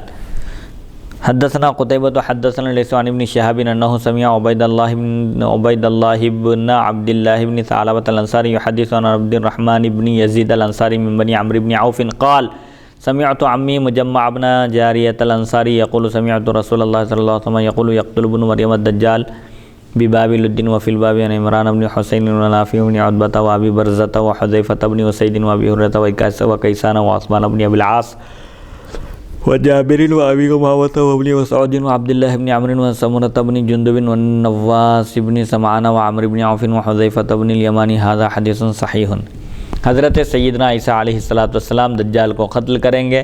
حضرت مجمع بن جاریہ انصاری رضی اللہ عنہ سے روایت ہے، میں نے رسول اکرم صلی اللہ علیہ وسلم سے سنا کہ حضرت سیدنا عیسیٰ علیہ السلام دجال کو باب لد کے پاس قتل کریں گے۔ لد ایک مقام کا نام ہے، اس کے دروازے کے پاس قتل کریں گے۔ اس باب میں عمران بن حسین، نافع بن عتبہ، ابو برزہ، حذیفہ بن اسید، ابو ہریرہ، کیسان، عثمان بن ابی عاص، جابر، ابو امامہ، ابن مسعود، عبداللہ بن عمرو، سمرہ بن جندب، نواس بن سمعان، عمرو بن عوف اور حذیفہ بن یمان رضی اللہ تعالی عنہم سے بھی روایات مذکور ہیں۔ یہ حدیث صحیح ہے۔ حدیث نمبر 2336، حدثنا محمد بن بشار حدثنا محمد بن جعفر حدثنا شعبة قتادة قال سمعت انس قال قال رسول الله صلی اللہ علیہ وسلم ما من نبی الا وقد انذر امته الاعور الكذاب الا انه اعور وان ربكم ليس باعور مكتوب بين عينيه كافر۔ هذا حدیث صحیح۔ حضرت انس رضی اللہ تعالیٰ عنہ سے روایت رسول اکرم صلی اللہ علیہ وسلم نے ارشاد فرمایا، ہر نبی نے اپنی امت کو کان کذاب سے ڈرایا، ایک آنکھ والے کذاب یعنی دجال سے ڈرایا۔ سن لو بے شک وہ کانا ہے اور تمہارا رب اس عیب سے پاک ہے، اس عیب سے کانا ہونے سے پاک ہے۔ دجال کی آنکھوں کے درمیان، دونوں آنکھوں کے درمیان کافر لکھا ہوا ہوگا۔ اس سے پہلے جیسا کہ گزر چکا ہے کہ اس کو وہی شخص پڑھ سکے گا جو دجال کے عمل کو ناپسند کرے گا، وہ پڑھ سکے گا۔ عمل من دجال کے کاموں کو جیسے اس سے پہلے گزرا کہ وہ کرتب بازیاں دکھائے گا، ایک جماعت کے پاس جا کر اپنی دعوت پیش کرے گا تو وہ لوگ قبول نہیں کریں گے، دجال کو جھٹلا دیں گے، اس کا انکار کر دیں گے، اس کی بات نہیں مانیں گے تو وہ ان کے پاس سے واپس پلٹے گا، واپس ہوگا تو ان کے اموال، ان کے مال و دولت بھی دجال کے ساتھ واپس چلے جائیں گے اور یہ لوگ خالی ہاتھ رہ جائیں گے۔ اس ذریعے سے وہ ان کو ایمان سے ہٹانے کی کوشش کرے گا اور ایک جماعت کے پاس جائے گا، اپنی دعوت پیش کرے گا اور اپنے رب ہونے کا دعویٰ کرے گا، وہ لوگ اس کی بات مان لیں گے۔ وہاں پر وہ محیر العقول کام کر کے بتائے گا، یعنی عقلوں کو حیرت میں ڈال دینے والے کام، یعنی آسمان کو حکم دے گا بارش کا تو بارش ہوگی، زمین کو حکم دے گا تو زمین اگائے گی، پھل اگائے گی، سبزیاں اگائے گی اور اناج اگائے گی، اور ایک نوجوان کو تلوار سے 2 ٹکڑے کر دے گا، قتل کر کے اس کو پھر زندہ کرے گا۔ تو جو ایمان پر ثابت قدم رہنے والے ہیں وہ لوگ یہ کہیں گے کہ اس کام کی وجہ سے ہمارے ایمان میں اور اضافہ ہوا، یعنی حضور اکرم صلی اللہ علیہ وسلم نے جو فرمایا تھا وہ حرف بحرف صحیح ثابت ہو رہا ہے، اس کی تصدیق ہو رہی ہے۔ آپ نے فرمایا تھا کہ دجال ایسا ایسا کرے گا، تو ہمارا ایمان اور مضبوط ہو گیا اس وجہ سے، اور بعض لوگ اس کے بہکاوے میں آ جائیں گے اور اس کو نعوذ باللہ من ذالک اپنا معبود تسلیم کر لیں گے۔ یہ کرتب بازیاں دکھائے گا، لیکن جو اس کے ان کرتب بازیوں سے آگاہ رہے گا، چوکنا رہے گا اور سمجھ جائے گا تو وہ یہی کہے گا کہ یہ اس کی کرتب بازیاں ہیں اور اس کا یہ عمل ہمارے لیے پسند نہیں ہے، تو وہی لوگ اس کی دونوں آنکھوں کے درمیان اس کے پیشانی پر جو کافر لکھا ہوا ہے پڑھ سکیں گے، دوسرے نہیں پڑھ سکیں گے۔ حدیث نمبر 2337 باب ما جاء فی ذکر ابن سیاد حدثنا سفیان بن وکیع حدثنا عبد الاعلی عن الجریری عن ابی نضرۃ عن ابی سعید قال صحبني ابن سیاد اما حجاجا واما معتمرین فانطلق الناس وتركت انا وهو فلما خلصت به اقشعررت منه واستوحشت منه مما يقول الناس فيه فلما نزلت قلت له ضع متاعك حيث تلك الشجرة قال فأبصر غنما فأخذ القدح فانطلق فاستحلب ثم أتاني بلبن فقال لي يا أبا سعيد اشرب فكرهت أن أشرب عن يده شيئا لما يقول الناس فيه فقلت له هذا اليوم يوم صائف وإني أكره فيه اللبن فقال يا أبا سعيد لقد هممت أن آخذ حبلا فأوثقه إلى الشجرة ثم أختنق لما يقول الناس لي وفي أرأيت من خفي عليه حديثي فلن يخفى عليكم أنتم أعلم الناس بحديث رسول الله صلى الله عليه وسلم يا معشر الأنصار ألم يقل رسول الله صلى الله عليه وسلم إنه كافر وأنا مسلم ألم يقل رسول الله صلى الله عليه وسلم إنه عقيم لا يولد له وقد خلفت ولدي بالمدينة ألم يقل رسول الله صلى الله عليه وسلم لا تحل له مكة والمدينة ألست من أهل المدينة وهو ذا انطلق معك إلى مكة قال فوالله ما زال يجيء بهذا حتى قلت فلعله مكذوب عليه ثم قال يا أبا سعيد والله لأخبرنك خبرا حقا والله إني لأعرفه وأعرف والده وأين هو الساعة من الأرض فقلت تبا لك سائر اليوم هذا حديث حسن۔ ابن سیاد کا ذکر۔ حضرت ابو سعید خدری رضی اللہ تعالیٰ عنہ فرماتے ہیں حج یا عمرے میں ابن سیاد میرا ہم مجلس ہوا، میرے ساتھ ہوا، میرا رفیق ہوا سفر میں۔ جب لوگ چلے گئے اور ہم دونوں رہ گئے تو میں اس کے ساتھ تنہا رہ کر خوف محسوس کیا اور مجھے اس سے ان باتوں کے سبب وحشت ہوئی جو لوگ اس کے بارے میں کہتے تھے، یعنی ابن سیاد ہی کو بعض لوگ دجال کہتے تھے۔ اسی وجہ سے ایک صحابی فرماتے ہیں کہ حج یا عمرے کے موقع پر سب لوگوں کے ساتھ وہ بھی نکلا اور اتفاق سے وہ میرا ہم مجلس ہوا، میرا ساتھی بن گیا۔ سب لوگ ایک جگہ چلے گئے، ایک مقام ایسا آیا جہاں پر ہم دونوں تنہا رہ گئے، یعنی وہ شخص ابن سیاد ہی میرے ساتھ رہ گیا تو مجھے خوف محسوس ہوا، وحشت محسوس ہوئی کہ لوگ اس کے بارے میں ایسا کہتے ہیں کہ ابن سیاد ہی دجال ہے، تو اس وجہ سے مجھے اندیشہ ہوا کہ کہیں یہ مجھے مشکل میں نہ ڈال دے۔ جب میں اترا، ایک مقام پر اترے پڑاؤ ڈالنے کے لیے، تو میں نے کہا اپنا سامان اس درخت کے پاس رکھ دو۔ مطلب یہ ہے کہ واضح طور پر، صریح طور پر یہ نہیں بولے کہ میرے ساتھ مت رہو، بلکہ تم اپنا سامان ادھر رکھ لو، بلکہ درخت کی طرف اشارہ کر کے حضرت۔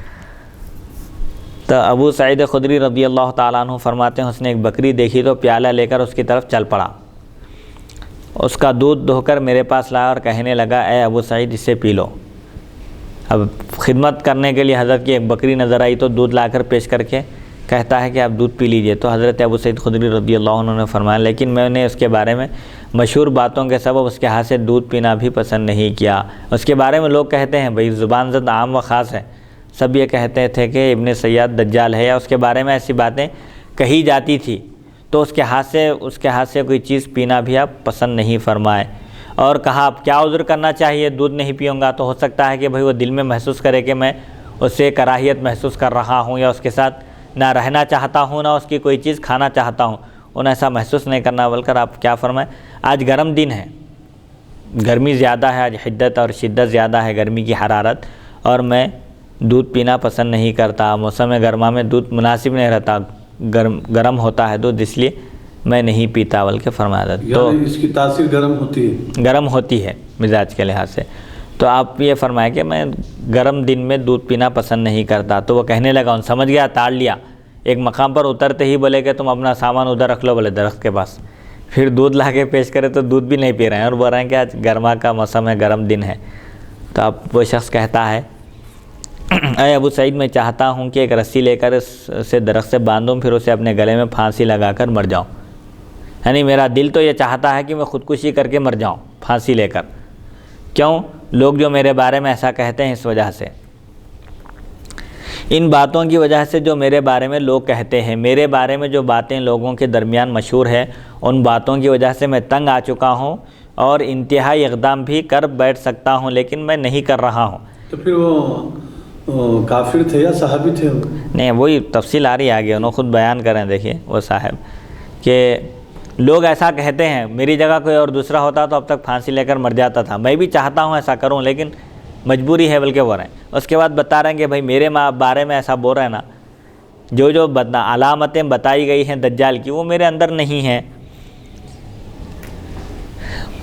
لوگوں پر تو میرا معاملہ پوشیدہ رہ گیا، یعنی لوگ تو میرے بارے میں نہیں جانتے، ان کے بارے میں میرے بارے میں لوگوں کو علم نہیں ہے، لیکن اے انصار کی جماعت، تم پر تو پوشیدہ نہیں، تم تو جانتے ہو، کیونکہ تم حضور اکرم صلی اللہ علیہ وسلم کی احادیث کو زیادہ جانتے ہو۔ تمام لوگوں سے زیادہ احادیث شریفہ کا علم صحابہ کرام کو ہے، کیونکہ براہ راست انہوں نے حضور اکرم صلی اللہ علیہ وسلم سے سننے کا شرف حاصل کیا، وحی کے موقع پر بھی موجود تھے، دیکھے۔ تو اب ابن سیاد کہتا ہے، کیا حضور اکرم صلی اللہ علیہ وسلم نے یہ نہیں فرمایا کہ دجال کافر ہوگا؟ حضور نے فرمایا دجال کافر ہوگا اور میں مسلمان ہوں، تو پھر میرے بارے میں دجال ہونے کا گمان کس طرح کیا جاتا ہے؟ حضور یہ فرمایا کہ دجال کافر ہوگا فرمائے، جبکہ میں مسلمان ہوں۔ کیا آپ نے یہ نہیں فرمایا کہ وہ لاولد ہوگا، دجال کو اولاد نہیں ہوگی، جبکہ میں نے اپنے پیچھے مدینہ طیبہ میں ایک لڑکا چھوڑا ہے؟ کیا حضور اکرم صلی اللہ علیہ وسلم نے یہ نہیں فرمایا کہ وہ مکہ مکرمہ اور مدینہ طیبہ میں داخل نہیں ہو سکے گا؟ کیا میں اہل مدینہ میں سے نہیں ہوں؟ حضور کا یہ ارشاد نہیں ہے کہ بھائی دجال مکے میں اور مدینہ میں داخل نہیں ہو سکے گا، اگر میں دجال ہوتا تو میں مدینہ میں نہیں رہ سکتا تھا، اور اس وقت تمہارے ساتھ مکہ مکرمہ جا رہا ہوں، رہنے والا ہوں مدینہ کا اور جا رہا ہوں مکے کی طرف۔ اگر میں دجال ہوتا، جیسا کہ لوگ میرے بارے میں گمان کرتے ہیں اور سمجھتے ہیں، تو نہ میں مدینہ میں رہ سکتا تھا، نہ مکے کو جا سکتا تھا۔ ابو سعید خدری رضی اللہ عنہ فرماتے ہیں، اللہ کی قسم وہ ایسی باتیں بتا رہا تھا، بیان کر رہا تھا، یہاں تک کہ میں نے سمجھا کہ شاید اس کے بارے میں جھوٹی باتیں مشہور ہو گئی ہیں، یعنی ایسے دلائل پیش کر رہا تھا کہ بھائی دجال کے بارے میں حضور فرمایا وہ کافر ہوگا جبکہ میں مسلمان ہوں، وہ لاولد ہوگا جبکہ میں صاحب اولاد ہوں، اور وہ مدینہ میں داخل نہیں ہو سکے گا جبکہ میں مدینہ کا رہنے والا ہوں، مدینہ میں رہتا ہوں، پھر مکے کی طرف جا رہا ہوں۔ یہ باتیں بیان کرنے سے حضرت ابو سعید خدری رضی اللہ عنہ فرماتے ہیں کہ مجھے خود یہ محسوس ہونے لگا کہ شاید اس کے بارے میں غلط باتیں مشہور ہو گئی ہیں۔ پھر اس نے کہا، اے ابو سعید خدری رضی اللہ عنہ، اللہ کی قسم میں ضرور تمہیں سچی خبر بتاؤں گا، اور واللہ میں اسے جانتا ہوں، اس کے والدین کو بھی جانتا ہوں۔ اچھا، ابن سیاد کہتا ہے کہ جس کے بارے میں یہ باتیں مشہور ہیں میں اس کو جانتا ہوں، اس کے والدین کے بارے میں بھی جانتا ہوں، اور یہ بھی جانتا ہوں کہ اس وقت وہ کہاں ہیں۔ میں نے کہا تجھ پر سارے دن کی ہلاکت ہو، یعنی تو نے اتنی باتوں کے بعد پھر معاملہ مشتبہ کر دیا، شک میں ڈال دیا خواہ مخواہ گیا۔ یہ حدیث حسن ہے۔ تو بہرحال ابن سیاد کا تفصیلی ذکر ہے، اور اب اس کے بعد والی حدیث بھی تقریباً 1.5 صفحے کی ہے، اب اس میں اور تفصیلات آئیں گی۔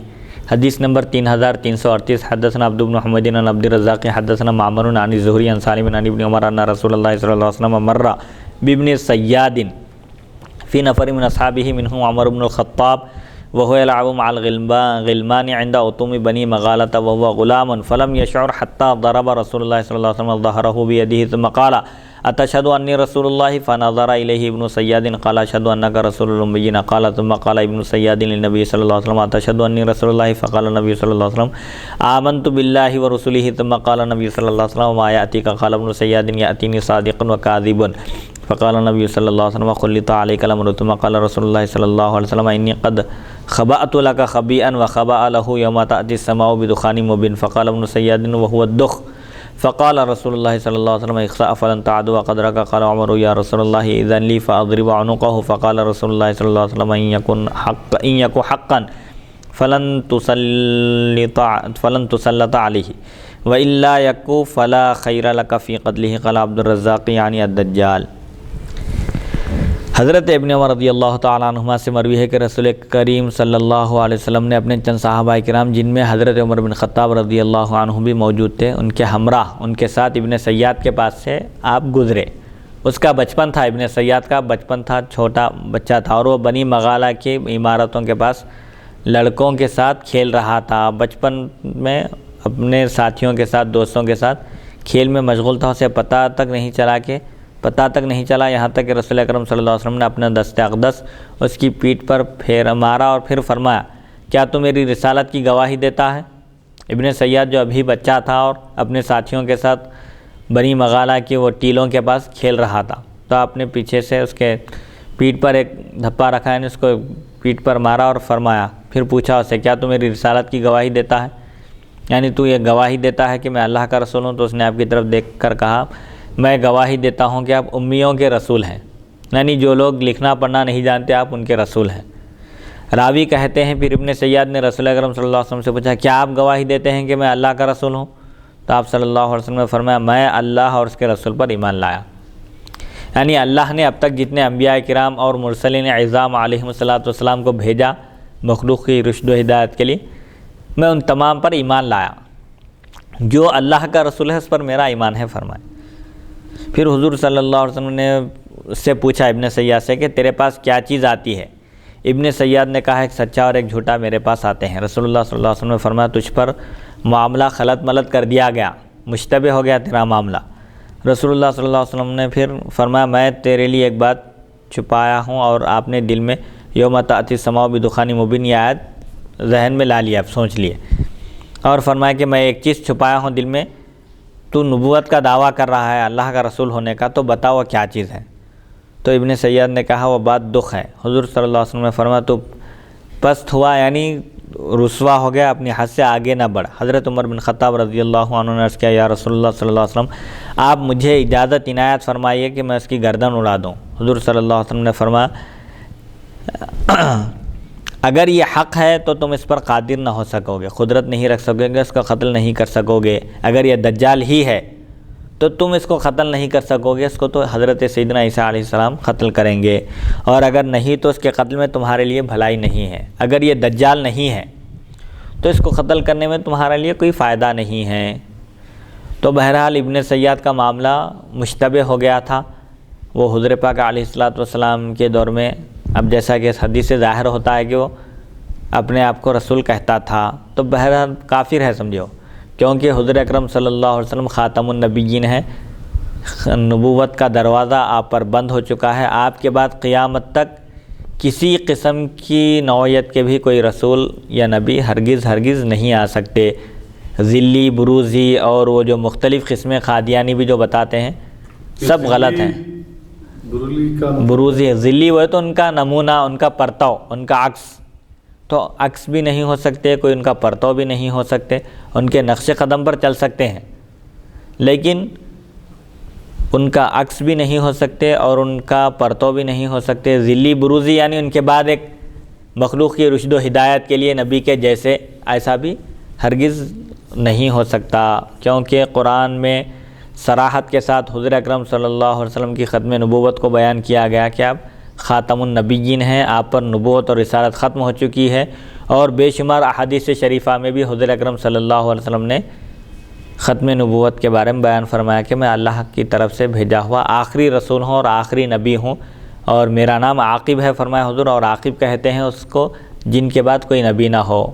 تو بہرحال ختم نبوت بھی یہ دین کے بنیادی عقائد میں سے عقیدہ ہے جس کے بغیر کوئی مومن، یعنی جس کے بغیر کوئی مومن نہیں ہو سکتا۔ اس عقیدے پر گامزن رہنا، اس عقیدے کو اختیار کرنا انتہائی لازمی اور ضروری ہے۔ جیسے اللہ کی وحدانیت کا اقرار ہے، ایسے ہی ختم نبوت کا اقرار بھی ہے۔ اسی لیے تمام عالم اسلام کے علماء کا، فقہا کا، متفقہ مسلمانوں کا یہ عقیدہ ہے کہ جو ختم نبوت کا انکار کرے وہ کافر ہے۔ لہذا غلام احمد قادیانی کی پیروی کرنے والے قادیانی جو اپنے آپ کو احمدی کہتے ہیں یا مسلمان کہتے ہیں وہ سب کافر ہیں، ان کے ساتھ معاملہ کافروں کے جیسا کیا جائے گا۔ حدیث یہ کافر کیسے کافر ہیں؟ کیا یہ دائمی جہنم میں رہیں گے، دائمی دوزخ میں رہیں گے؟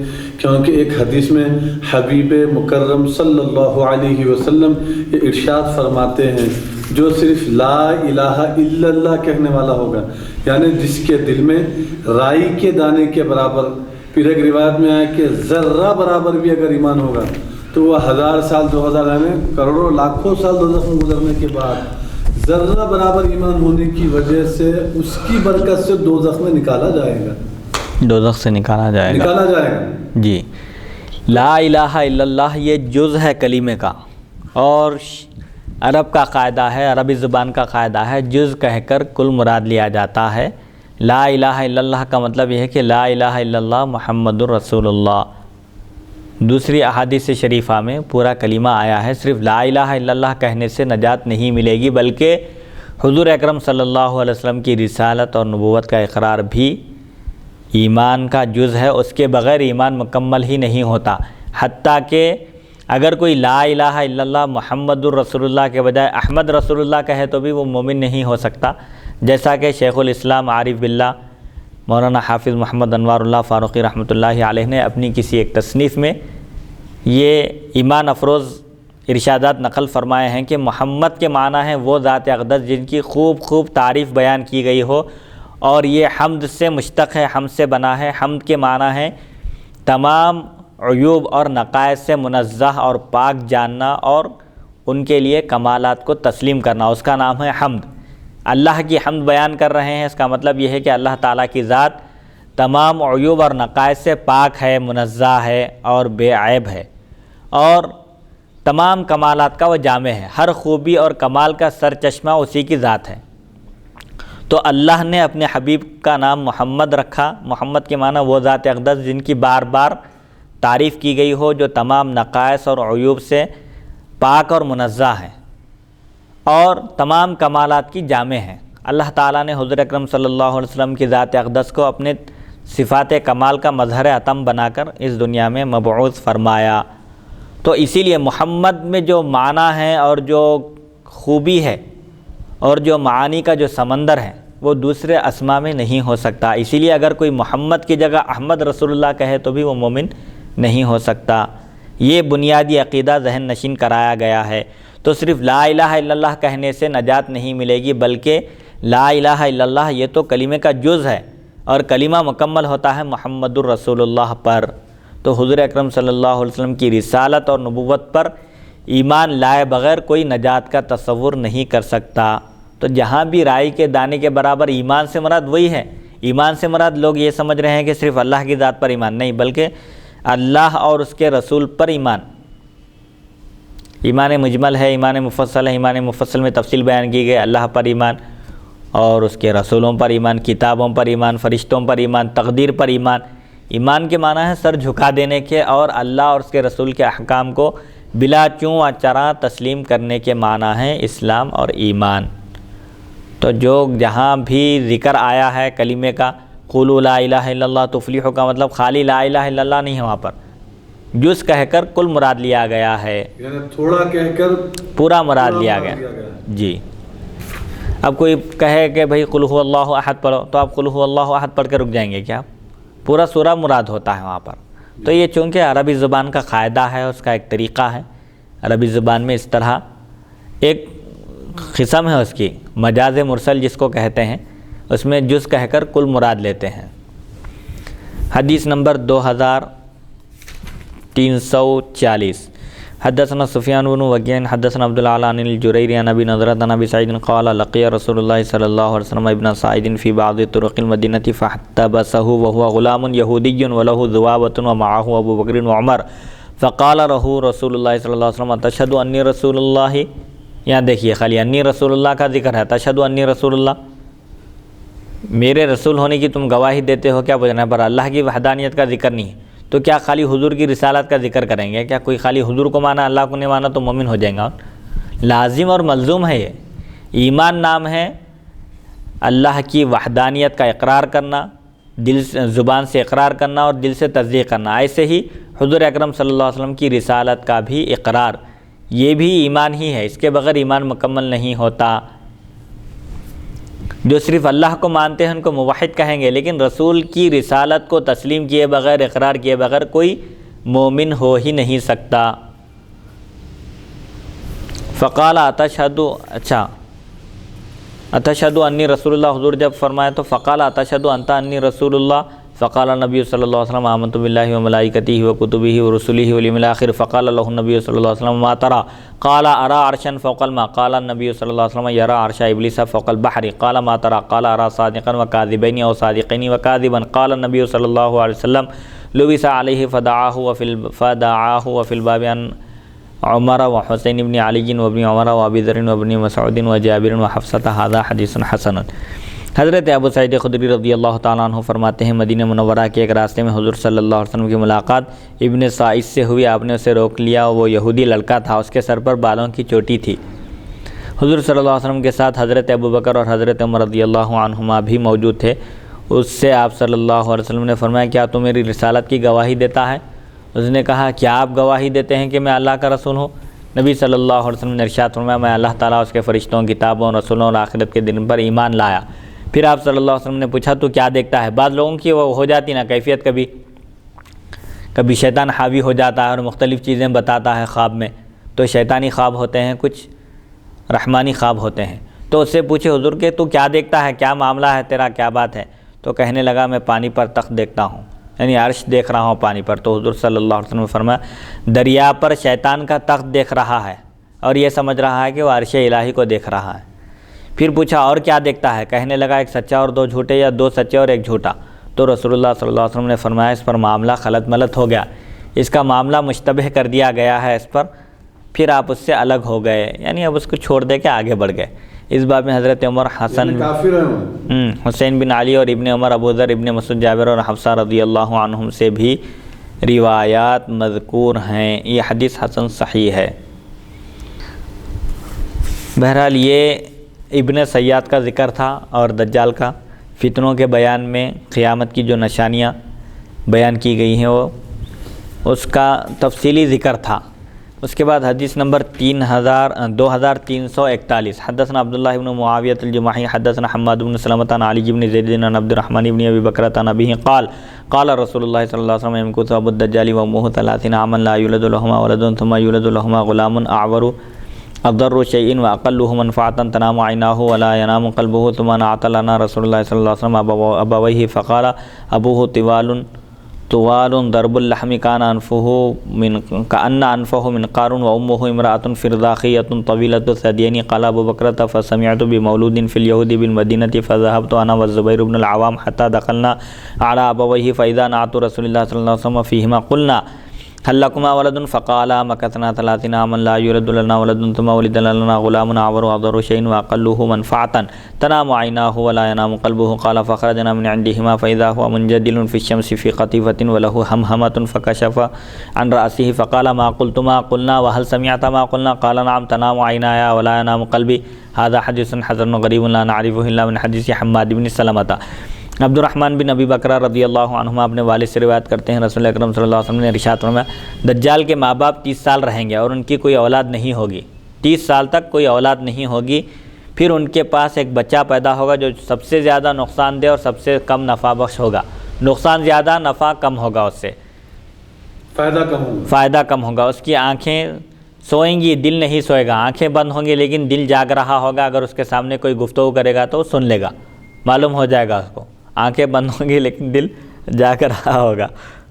پھر حضور صلی اللہ علیہ وسلم نے اس کے والدین کا حلیہ بتایا کہ اس کے والدین کیسے ہوں گے۔ آپ نے فرمایا اس کا باپ طویل القامت، لمبا ہوگا اور چھریرے بدن والا ہوگا، ناک پرندے کی چونچ کی طرح ہوگی، اور اس کی ماں موٹے بدن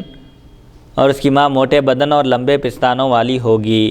ابو بکرہ کہتے ہیں میں نے سنا کہ یہود مدینہ کے پاس ایک بچہ پیدا ہوا، مدینہ منورہ میں جو یہودی بستے تھے ان کے پاس ایک بچہ پیدا ہوا ہے، اس کے بارے میں ایسا کہا گیا ہے، تو فوراً پہنچے وہاں پر دیکھنے کے لیے کہ حضور پاک علیہ السلام نے جو اوصاف بیان کیے ہیں ان کے اندر پائے جا رہے ہیں، بلکہ معلوم ہوا تو تحقیق حال کے لیے پہنچے۔ ابو بکرہ کہتے ہیں میں نے سنا کہ یہود مدینہ کے پاس ایک بچہ پیدا ہوا ہے، چنانچہ میں اور حضرت زبیر بن عوام وہاں چلے گئے، یہاں تک کہ ہم اس کے والدین کے پاس پہنچے تو دیکھا کہ حضور اکرم صلی اللہ علیہ وسلم کے بتائے ہوئے حلیے کے مطابق ہیں۔ ہم نے پوچھا کیا تمہارا کوئی بیٹا ہے؟ انہوں نے کہا 30 سال تک ہمارے پاس اولاد نہیں ہوئی، پھر ہمارے پاس ایک بچہ، ایک کانا بچہ پیدا ہوا جس سے بڑھ کر نقصان دہ اور کوئی چیز نہیں، یعنی نقصان زیادہ ہے اور فائدہ کم ہے، اور وہ سب سے کم نفع بخش ہے، یعنی کم فائدے والا ہے۔ اس کی آنکھیں سوتی ہے، دل نہیں سوتا۔ راوی فرماتے ہیں پھر ہم ان کے پاس سے چلے گئے تو دیکھا کہ وہ لڑکا ایک روئیندار چادر میں لپٹا ہوا دھوپ میں پڑا ہوا کچھ بڑبڑا رہا ہے۔ اتنے میں اس نے اپنے سر سے چادر ہٹائی اور پوچھا تم نے کیا کہا؟ ہم نے کہا تو نے ہماری بات سن لی ہے؟ تو کہنے لگا ہاں سن لی ہے، میری آنکھیں سوتی ہیں لیکن دل نہیں سوتا۔ یہ حدیث حسن غریب ہے اور ہم اسے صرف حماد بن سلمہ کی روایت ہی سے پہچانتے ہیں۔ تو یہ جو اوصاف حضور پاک علیہ السلام نے بیان فرمائے تھے ہو بہو اس میں پائے گئے۔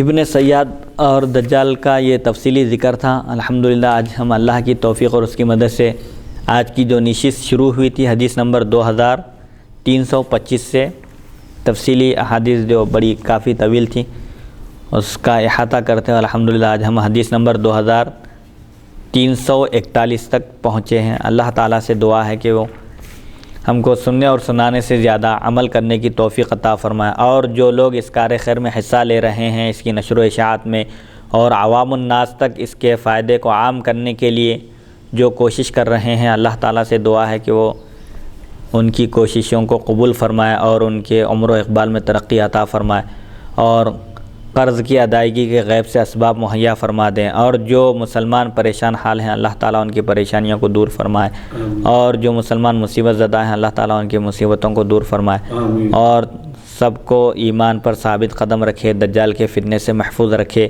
اور دین اور آخرت کی ہر بھلائی سے سرفراز کرے۔ اللہ تعالیٰ سے دعا ہے کہ وہ ہم سب کو حضور اکرم صلی اللہ علیہ وسلم کے نقش قدم پر چلنے کی توفیق عطا فرمائے۔ وصلی اللہ تعالیٰ علی خیر خلقہ سیدنا محمد و آلہ و صحبہ اجمعین والحمد للہ رب العالمین۔